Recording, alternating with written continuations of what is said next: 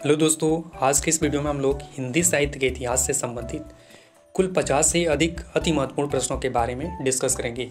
ये प्रश्न बहुत ही महत्वपूर्ण है और ये प्रश्न कई सारे एग्जामों में पूछ लिए जाते हैं और इन सारे प्रश्नों को आप लोग अच्छे से पढ़ें ताकि एग्ज़ाम में आए तो उन सारे प्रश्नों को हम लोग आंसर दे सकें।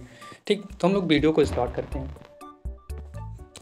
आपके सामने पहला प्रश्न है कि हिंदी साहित्य के जो आरंभिक युग है, आरंभिक युग को आदिकाल के नाम से किसने अभिहित किया था? हिंदी साहित्य के आरंभिक युग को आदिकाल के नाम से किसने अभिहित किया था? तो हजारी प्रसाद द्विवेदी ने किया था। ठीक, तो ये पूछ रहा है प्रश्न कि आदिकाल, हिंदी साहित्य के जो आरंभिक युग है यानी आदिकाल नाम किसने दिया है? तो हजारी प्रसाद द्विवेदी ने। और प्रश्न दूसरा बनता है कि हजारी प्रसाद द्विवेदी के अलावा वीरगाथा काल नाम किसने दिया? वीरगाथा काल। ठीक, तो वीरगाथा काल जो है नाम यह आचार्य रामचंद्र शुक्ल ने दिया है। ठीक, तो आदिकाल को वीरगाथा काल किसने कहा है? आचार्य शुक्ल ने। किसने कहा है? आचार्य रामचंद्र शुक्ला। ठीक, तो इस तरह से प्रश्न बनेगा कि आदिकाल को वीरगाथा काल किसने कहा? तो आचार्य रामचंद्र शुक्ल। ठीक, अगला प्रश्न है कि हिंदी का प्रथम कवि किसे माना गया है? तो हिंदी का जो प्रथम कवि है उसे सरापाद को माना गया है। हिंदी का प्रथम कवि किसे माना गया है? सरापा को। ठीक, अगला प्रश्न है कि विशलदेव रासो के रचयिता का नाम क्या है? तो विशलदेव रासो के रचयिता जो है वह नरपति नाला है। कौन है? विशलदेव रासो के रचयिता कौन है? नरपति नाला। ठीक, अगला प्रश्न है कि पउम चिरऊ किसकी रचना है? तो पउम चिरऊ जो है वह स्वयंभू की रचना है। किसकी रचना है? पउम चिरऊ स्वयंभू की रचना है। ठीक, अगला प्रश्न है कि आदिकाल में खड़ी बोली को काव्य भाषा बनाने वाले प्रथम कवि कौन थे? तो आदिकाल को खड़ी बोली का काव्य भाषा बनाने वाले प्रथम कवि का नाम जो है वह अमीर खुसरो। ठीक, अमीर खुसरो को खड़ी बोली को काव्य भाषा बनाने वाले प्रथम कवि माने गए हैं। ठीक, अमीर खुसरो को। अगला प्रश्न है कि किस कवि को मैथिल कोकिल कहा जाता है? किस कवि को मैथिल कोकिल कहा जाता है? तो विद्यापति को। कवि कोकिल किसको कहा जाता है? तो विद्यापति को। ठीक, तो मैथिल कवि कोकिल किसको कहते हैं? विद्यापति। ठीक, अगला प्रश्न है कि सरापाद की सर्वाधिक रचना कौन सी है? सरापाद की सर्वाधिक प्रसिद्ध रचना कौन सी है? सरापाद जो हिंदी के प्रथम कवि माने गए हैं उनकी जो प्रसिद्ध रचना है उसका नाम क्या है? तो सरापाद की जो सर्वाधिक प्रसिद्ध रचना है वह रचना है दोहा-कोश। सरापाद की सर्वाधिक प्रसिद्ध रचना कौन सी है? तो दोहा-कोश है। हिंदी के प्रथम कवि सरापा को माना गया है और सरापा की सबसे प्रसिद्ध जो रचना का नाम है वह दोहा-कोश है। ठीक, अगला प्रश्न है कि हिंदी साहित्य के किस काल को हिंदी साहित्य का स्वर्ण युग कहा गया है? प्रश्न पूछ रहा है कि हिंदी साहित्य के किस काल को हिंदी साहित्य का स्वर्ण युग कहा गया है? तो भक्ति काल को कहा गया है। भक्ति काल को हिंदी साहित्य का स्वर्ण युग कहा जाता है। ठीक, अगला प्रश्न है कि चंदायन के रचनाकार का नाम क्या है? चंदायन के रचनाकार कौन थे? तो मुल्ला दाऊद। चंदायन के रचनाकार कौन है? तो मुल्ला दाऊद है। ठीक, दादू जो है भक्ति काल की किस धारा के कवि हैं? दादू भक्ति काल के किस धारा के कवि हैं? तो निर्गुण धारा के कवि हैं। ठीक, दादू जो है भक्ति काल के किस धारा के कवि हैं? तो निर्गुण धारा के कवि हैं। ठीक, अगला प्रश्न है कि कवितावली के रचयिता का नाम क्या है? तो कवितावली, दोहावली, रामाज्ञा प्रश्न, रामलाल नच्चू, बरबे रामायण, ये सारी रचनाएं जो हैं ये तुलसीदास द्वारा रचित गई हैं। कवितावली, दोहावली, गीतावली ये सारी रचनाएं जो हैं तुलसीदास ने रची हैं। ठीक, तो कवितावली के रचयिता कौन हुए? तुलसीदास। ठीक, भ्रमर गीत के रचनाकार कौन है? भ्रमर गीत तो सूरदास की अन्य रचनाएं साहित्य लहरी। ठीक, तो भ्रमर गीत के रचनाकार सूरदास के और रचनाएं जैसे साहित्य लहरी हो गई। साहित्य लहरी किसकी रचना है? सूरदास की। भ्रमर गीत के रचनाकार सूरदास। ठीक,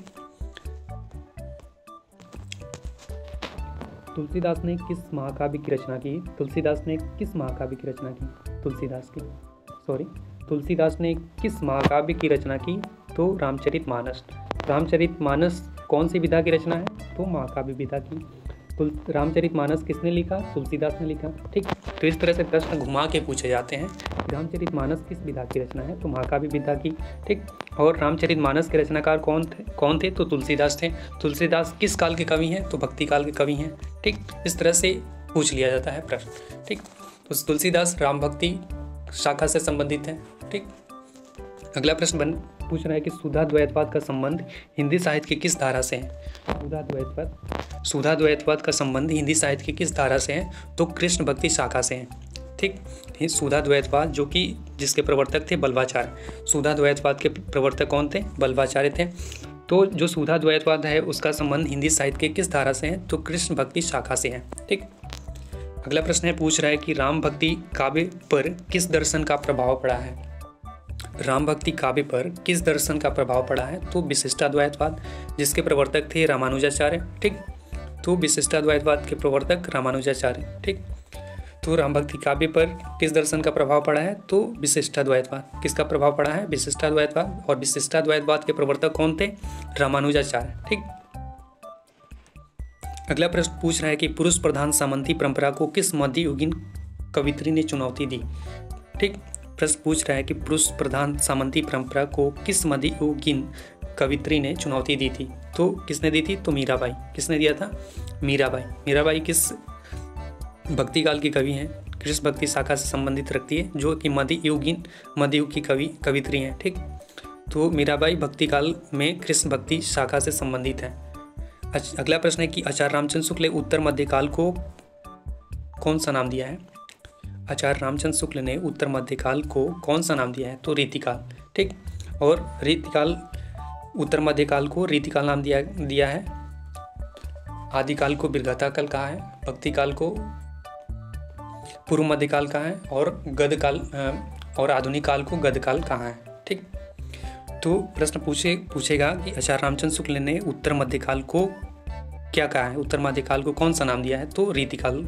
ठीक, ऐसे ही पूछ देगा कि आदिकाल को आचार्य शुक्ल ने क्या कहा है, तो आदिकाल को क्या कहा गया है, वीरगाथा काल। ठीक, किसने कहा है आदिकाल को वीरगाथा काल, आचार्य शुक्ल ने कहा है। आदिकाल को वीरगाथा काल किसने कहा है, शुक्ल ने। ठीक, भक्ति काल को क्या नाम दिया गया है, भक्ति काल को पूर्व मध्यकाल। ठीक, पूर्व मध्यकाल। ठीक, उसके बाद रीतिकाल को क्या नाम दिया गया, उत्तर मध्यकाल। ठीक, और आधुनिक काल को क्या कहा गया है, गदकाल। आधुनिक काल को गदकाल कहा। ठीक, तो आचार्य रामचंद्र शुक्ल के अनुसार आदिकाल को वीरगाथा काल, भक्ति काल को पूर्व मध्यकाल, रीतिकाल को उत्तर मध्यकाल और आधुनिक काल को गदकाल नाम दिया गया है। ठीक, तो इस तरह से प्रश्न बनते हैं। अगला प्रश्न पूछ रहा है कि रीतिकाल को काव्य की दृष्टि से कितने भागों में बांटा गया है। प्रश्न पूछ रहा है कि रीतिकाल को काव्य की दृष्टि से कितने भागों में बांटा गया है, तो 3 भागों में। कौन कौन से भाग हैं इसके, तो रीतिकाल को के काव्य 3 हैं, रीति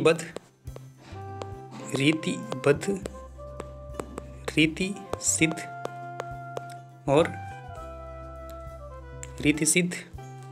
और रीति मुक्त। ये 3 तरह के रीतिकालीन काव्य हैं। कौन कौन से हैं, रीतिबद्ध, रीति सिद्ध, रीति मुक्त। रीतिकाल के काव्यों के ये कितने भाग हैं, 3 हैं। कौन कौन से, रीतिबद्ध, रीति सिद्ध और तीसरा जो है रीति मुक्त। ये रीतिकालीन काव्य की 3 धाराएं हैं। ठीक, तो रीतिकालीन काव्य की दृष्टि से कितने भाग हैं, 3 भाग हैं। ठीक, रीतिबद्ध, रीति मुक्त, रीति सिद्ध। रीतिबद्ध, रीति मुक्त, रीति सिद्ध, ये रीतिकालीन काव्य की धाराएं हैं। ठीक, अगला प्रश्न पूछ रहा है कि रीति सिद्ध काव्य धारा के प्रमुख कवि कौन है, तो रीति सिद्ध काव्य परंपरा के प्रमुख कवि बिहारी लाल हैं। कौन है, रीति सिद्ध काव्य धारा के प्रमुख कवि बिहारी लाल। ठीक, अगला प्रश्न पूछ रहा है कि रीतिकाल के किस कवि ने वीर रस प्रधान रचनाएं की हैं, तो शिवराज भूषण ने किया है। कौन किया है, तो भूषण ने किया। रीतिकाल के किस कवि ने वीर रस प्रधान रचनाएं की हैं, भूषण ने किया है। किसने किया है, भूषण ने। ठीक, अगला प्रश्न है कि घनानंद किस धारा के कवि हैं, तो रीति मुक्त काव्य धारा के कवि हैं। कौन से धारा के कवि हैं, घनानंद, तो रीति मुक्त काव्य धारा के कवि हैं। अगर काल पूछा जाए कि घनानंद किस काल के कवि हैं, तो रीतिकाल के। रीतिकाल में किस काव्य धारा के कवि हैं, तो रीतिमुक्त काव्य धारा के। ठीक, तो घनानंद रीतिकाल के कवि हैं, रीतिकाल में रीतिमुक्त काव्य धारा के कवि हैं। ठीक, तो इस तरह से प्रश्न बनता है कि प्रश्न बन सकता है जैसे कि घनानंद किस काल के कवि हैं। तो किस काल के कवि हैं, तो प्रश्न आंसर होगा रीतिकाल। अगर घनानंद अगर प्रश्न बनाना होगा तो ऐसे बनेगा कि घनानंद रीतिकाल में किस काव्यधारा के कवि हैं, तो रीतिमुक्त काव्यधारा के कवि हैं। ठीक। अगला प्रश्न है कि आधुनिक काल में लिखा गया खड़ी बोली का प्रथम महाकाव्य कौन सा है। प्रश्न पूछ रहा है कि आधुनिक काल में लिखा गया खड़ी बोली का प्रथम महाकाव्य प्रिय प्रवास है। कौन सा है? प्रिय प्रवास खड़ी बोली में रचित प्रथम महाकाव्य। तो प्रिय प्रवास जो कि अयोध्या सिंह उपाध्याय हरिऔध ने इस रचना को लिखा है। ठीक। तो अयोध्या सिंह उपाध्याय द्वारा रचित प्रिय प्रवास जो है वह खड़ी बोली का प्रथम महाकाव्य माना गया है। प्रिय प्रवास जो है वह अयोध्या सिंह उपाध्याय द्वारा रचित है और ये प्रिय प्रवास जो है खड़ी बोली का प्रथम महाकाव्य है। अगला प्रश्न है कि साकेत के रचनाकार कौन है। तो साकेत के रचनाकार मैथिली शरण गुप्त हैं। साकेत किस विधा की रचना है। तो साकेत महाकाव्य है। कौन सी विधा है? साकेत महाकाव्य, जिसके रचनाकार हैं मैथिली शरण गुप्त। ठीक। पुष्प की अभिलाषा कविता की कौन कवि है। पुष्प की अभिलाषा की कविता जो है, पुष्प की अभिलाषा कविता की कवि कौन है। तो माखनलाल चतुर्वेदी। तो पुष्प की अभिलाषा की कौन सी विधा है, क्या विधा है? कविता। ठीक। पुष्प की अभिलाषा कविता है और इसके रचनाकार यानी कवि कौन है? पुष्प की अभिलाषा के कवि हैं माखनलाल चतुर्वेदी। अगला प्रश्न है कि छायावाद को स्थूल के प्रति सूक्ष्म का विद्रोह किस आलोचक ने कहा है। प्रश्न पूछ रहा है छायावाद स्थूल के प्रति सूक्ष्म का विद्रोह किस आलोचक ने कहा है। तो डॉक्टर नगेंद्र ने कहा है। कौन कहा है? डॉक्टर नगेंद्र। अगला प्रश्न है कि कामायनी में किस दर्शन की अभिव्यक्ति हुई है। कामायनी में किस दर्शन की अभिव्यक्ति हुई है। तो शैव दर्शन की। किस दर्शन की हुई है? शैव दर्शन की। अगला प्रश्न है कि सरोज स्मृति नामक रचना किसने की। तो निराला, सूर्यकांत त्रिपाठी निराला ने किया था। ठीक। सरोज स्मृति नामक रचना किसकी है। तो सूर्यकांत त्रिपाठी निराला की है। अगला प्रश्न है कि सरस्वती पत्रिका ने सूर्यकांत त्रिपाठी निराला के किस रचना को स्वीकृति किया था। तो जूही की कली को किया था। सरस्वती पत्रिका ने निराला के किस कवि को किस रचना को अस्वीकृति किया था। तो जूही की कली। ठीक। अगला प्रश्न है कि आधुनिक काल की मीरा किसे कहा जाता है। आधुनिक काल की मीरा जो है महादेवी वर्मा को कहा जाता है। ठीक। आधुनिक काल की मीरा महादेवी वर्मा को कहा जाता है। अगला प्रश्न है कि रसवंती के रचनाकार कौन है। रसवंती के रचनाकार रामधारी सिंह दिनकर है। रसवंती के रचनाकार कौन है? रामधारी सिंह दिनकर। ठीक। अगला प्रश्न है कि मधुशाला की रचनाकार कौन है। तो हरिवंश राय बच्चन। मधुशाला किसकी रचना है? हरिवंश राय बच्चन की रचना है। ठीक। अगला प्रश्न है कि प्रकृति का सुकुमार कवि किसे कहा जाता है। प्रकृति का सुकुमार कवि सुमित्रानंद पंत को कहते हैं। प्रकृति का सुकुमार कवि सुमित्रानंदन पंत को कहा जाता है। अगला प्रश्न है कि चांद का मुंह टेढ़ा किसकी रचना है। चांद का मुंह टेढ़ा गजानन माधव मुक्तिबोध की रचना है। किसकी रचना है? चांद का मुंह टेढ़ा किसकी रचना है? गजानन माधव मुक्तिबोध, जिसे मुक्तिबोध कहते हैं। ठीक। चांद का मुंह टेढ़ा मुक्तिबोध की रचना है। ठीक। मुक्तिबोध का पूरा नाम गजानन माधव मुक्तिबोध। ठीक। अगला प्रश्न है कि अंधेरे में कविता का रचनाकार कौन है। अंधेरे में कविता के रचनाकार गजानन माधव मुक्तिबोध हैं। अंधेरे में कविता के रचनाकार मुक्तिबोध हैं। कौन है? अंधेरे में कविता के रचनाकार मुक्तिबोध हैं। ठीक। अगला प्रश्न है कि आंगन के पार द्वार काव्य संग्रह को किस कवि ने लिखा है। आंगन के पार द्वार काव्य संग्रह को किस कवि ने लिखा है। तो अगेय ने लिखा है। ठीक। तो अगेय का पूरा नाम जो है सच्चिदानंद हीरानंद वात्स्यायन अगेय है। ठीक। अगेय का पूरा नाम सच्चिदानंद हीरानंद वात्स्यायन अगेय। आंगन के पार द्वार काव्य संग्रह अगेय की रचना है। ठीक। आंगन के पार द्वार काव्य संग्रह को किसने लिखा? अगेय ने लिखा। संसद से सड़क तक काव्य संग्रह को किसने लिखा है। संसद से सड़क तक काव्य संग्रह को धूमिल ने लिखा। ठीक। संसद से सड़क तक काव्य संग्रह को किसने लिखा है? तो धूमिल ने। धूमिल का पूरा नाम है सुदामा पांडे धूमिल, जो कि संसद से सड़क तक काव्य संग्रह को लिखा है। ठीक। संसद से सड़क तक काव्य संग्रह को किसने लिखा? सुदामा पांडे धूमिल। ठीक। संसद से सड़क तक सुदामा पांडे धूमिल ने लिखा। अगला प्रश्न है कि हिंदी का प्रतिनिधि गजलकार किसे माना जाता है। हिंदी का प्रतिनिधि गजलकार किसे माना जाता है? तो दुष्यंत कुमार को माना जाता है। किसे माना गया है? हिंदी का प्रतिनिधि गजलकार दुष्यंत कुमार को माना जाता है। अगला प्रश्न है कि सबरी नामक कृति के रचयिता कौन है। सबरी नामक कृति के रचयिता जगदीश गुप्त हैं। कौन है? सबरी नामक जो कृति है उसके रचनाकार कौन है? जगदीश गुप्त। ठीक। अगला प्रश्न है विश्वास बढ़ता ही गया कविता किसने लिखा है? तो विश्वास बढ़ता ही गया कविता के रचनाकार हैं शिवमंगल सिंह सुमन। ठीक। विश्वास बढ़ता ही गया के रचनाकार कौन है? शिवमंगल सिंह सुमन। ठीक। बादल को गिरते देखा है, बादल को गिरते देखा है कविता के रचयिता कौन है? बादल को गिरते हैं देखा है कविता की रचनाकार नागार्जुन है। ठीक। नागार्जुन ने बादल को गिरते देखा कविता को रचा है। ठीक। तो बादल को गिरते देखा के रचनाकार कौन थे? नागार्जुन। ठीक। चिंतामणि किसके निबंधों का संकलन है? चिंतामणि जो है वह आचार्य रामचंद्र शुक्ल ने लिखा। चिंतामणि किस विधा की रचना है? तो निबंध विधा की रचना है। ठीक। अगर प्रश्न पूछे कि चिंतामणि की किस विधा की रचना है? तो निबंध विधा की रचना है। चिंतामणि कौन सी विधा की रचना है? निबंध विधा की। ठीक। चिंतामणि के निबंधों का संकलन किसने किया? आचार्य रामचंद्र शुक्ल ने। किसने किया? आचार्य रामचंद्र शुक्ल ने। ठीक।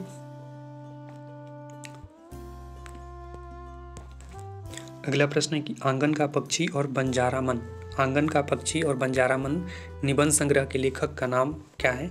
तो विद्यानिवास मिश्र। आंगन का पक्षी और बंजारा मन निबंध संग्रह के लेखक का नाम विद्यानिवास मिश्र है।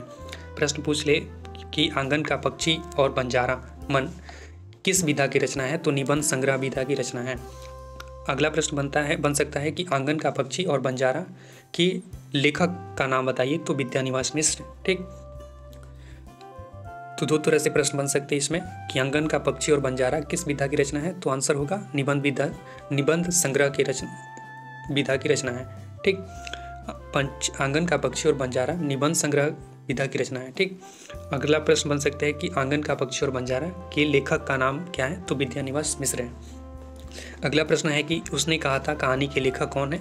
उसने कहा था कहानी के लेखक हैं चंद्रधर शर्मा गुलेरी। ठीक। उसने कहा था कहानी के लेखक चंद्रधर शर्मा गुलेरी हैं, जिसे गुलेरी के नाम से भी जाना जाता है, गुलेरी के नाम से भी जानते हैं। ठीक। गुलेरी का पूरा नाम चंद्रधर शर्मा गुलेरी। ठीक। उसने कहा था कहानी के लेखक कौन है? चंद्रधर शर्मा गुलेरी। ठीक। तो उसने कहा था किस विधा की रचना है? तो कहानी विधा की रचना है। ठीक। उसने कहा था किस विधा की रचना है? कहानी विधा की। ठीक। अगर पूछ ले कि उसने कहा था कहानी के लेखक कौन है? तो चंद्रधर शर्मा गुलेरी। ठीक। अगला प्रश्न पूछेगा कि मानसरोवर पर किसकी कहानियों का संग्रह है? मानसरोवर किसकी कहानियों का संग्रह है? तो प्रेमचंद की। मानसरोवर जो है किसकी कहानियों का संग्रह है? प्रेमचंद की। ठीक। अगला प्रश्न है कि स्मृति की रेखाएं नामक संग्रह किसने लिखा?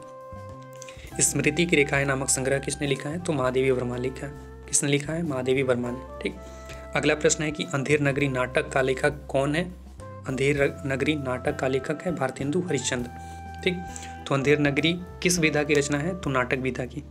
अगर प्रश्न ऐसे बने कि अंधेर नगरी किस विधा की रचना है? तो नाटक विधा की रचना है। और अंधेर नगरी के लेखक का नाम बताइए। तो भारतेंदु हरिश्चंद्र। ठीक। अगला प्रश्न है कि एक और द्रोणाचार्य नाटक के लेखक का नाम क्या है? शंकरशेष। एक और द्रोणाचार्य नाटक के लेखक का नाम शंकरशेष है। ठीक। अगला प्रश्न है कि जल टूटता हुआ उपन्यास किसने लिखा है? जल टूटता हुआ उपन्यास किसने लिखा? तो रामदास मिश्र ने लिखा। किसने लिखा? जल टूटता हुआ उपन्यास किसने लिखा? रामदास मिश्र ने।